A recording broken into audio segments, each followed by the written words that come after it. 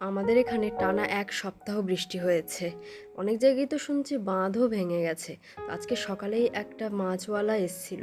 আমাদের এখানে সচরাচর মাছওয়ালা আসে না, আমাদের বাজারেই যেতে হয়। তো আজকের এসছে দেখে গেছি, গিয়ে দেখছি কত টাটকা মাছ। উনি বললো যে নদী থেকে সঙ্গে সঙ্গে ধরে এনেছে। তো আমরাও নিয়ে নিলাম। এটা প্রায় 4-4.5 কেজি মতো মাছ আছে, মাত্র 200 টাকায় দিয়ে গেছে। ভাবুন, চারিদিকে এত মানে জলে হয়ে গেছে যে মাছ প্রচুর সস্তায় মিলছে।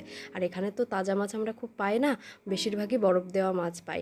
তো তাজা মাছ পাওয়া মাত্রই দেখুন একটু ঝালঝাল করে পেঁয়াজ রসুন দিয়ে একটু মাখো মাখো করেছি, তার উপরে একটু লেবু চিপে, আর এত সুন্দর লাগছিল।